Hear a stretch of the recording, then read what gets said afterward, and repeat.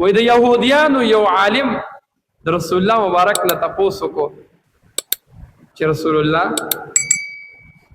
د ځمکه خو ټوله د الله ده، خو الله ته په دې ځمکه کې خوښ ځای کم یو دی. پیغمبر علیه الصلاة والسلام وایي چپ شه در دې چې جبریل علیه السلام راشي او زه به د هغه نه تپوس وکړم نو چې هغه راته ووایي کوم ځای نو تا ته به ووایم. نو پیغمبر علیه السلام چپ دی. جبریل علیه السلام راغی، رسول الله مبارک ته تپوس کوي جبریله الله تعالی ته په دې ټولو ځایونو کې کوم ځای خوښ دی؟ جبریل علیه السلام رسول الله مبارک ته فرمایي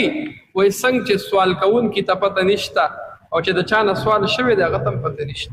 ما ته هم پته نشته، زه به د الله نه به تپوس وکړم بیا راځم. نو جبریل علیه السلام لاړه الله تعالی خواته او رسول الله مبارک ته فرمایي وایي زه الله تعالی ته په دې پیر ډېر نږدې شومه د نن نه مخکې چېرته الله تعالی ته دومره نوم نږدې شوي وایي در دې چې زما او د الله تعالی په منځ کې 80,000 پردې د نور وي.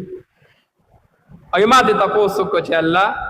رسول الله مبارک را لېږلی یم تپوس هغه کړی دی چې الله تعالی ته په ټولو ځایونو کې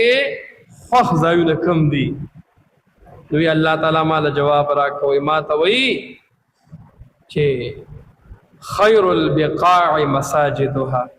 بهترین ځایونه په مخ د ځمکه باندې د الله کورونه او مساجد، وشر البقاع اسواقها، او بدترین ځایونه د الله په نس باندې بازارونه دي. نو چې کوم ځای الله ته خوښ دی په دې کې انسان ناست وي دا بنده به هم د الله خوښ وي. چې کوم ځای الله ته خوښ دی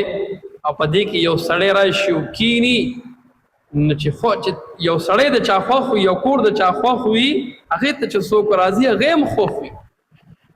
نو چې موږ او تاسو د الله تعالی دې کور ته راځو په دې کې وخت تېرو په دې کې چې مو څومره ډېر ټایم ناسته وکړه که ذکر نه کوو هسې ناست یو بس مونځ په انتظار کې ناست یو. رسول الله مبارک فرمایي فرشتې د دې کس دپاره دعاګانې غواړي. فرشتې لګیا دي څه کوي دعاګانې وله غواړي. یو قدم چې دی په لاره باندې راځي یو قدم اخلي الله تعالی د یو قدم د وجې د دې کس نه د ده ګناهونه لرې کوي او د له نیکۍ ورکوي په یو قدم باندې. بعضې ټایم انسان یي که نه وایي دا بس کور به وکړم ښه ورته ټایم وي چېرې مونځ ته لس منټه دي پاو وخت دی او اخوا دېخوا چې وګوري یاره بس اوس به مونځ شوی بس اوس به شوی نظم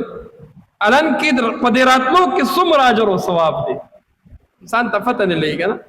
رسول الله مبارک فرمایي څوک چې جوماتونو ته ډېر ځي ده ته د قیامت د ورځې د پوره او د کامل د نور زیری واوروه چې د قیامت په ورځ باندې به هر انسان نفسي به وي ګرمي به وي ځمکه به د تانبي او کم کس چې جوماتونه آبادوي او جوماتونو ته ډېر ځي دغه انسان به د الله تعالی د عرش د سوري لاندې څومره لوی مقام دی چې دی به د عرش د سوري لاندې ناست. نو جبریل علیه السلام راغی او رسول الله مبارک ته وایي چې خوښ ځایونه الله ته جوماتونه دي او ناخوښ ځایونه الله تعالی ته بازارونه دي. چې موږ او تاسو په مسجد کې ډېر ټایم تېر کړو دا زموږ دپاره فایده ده دې کې زموږ نقصان نشته.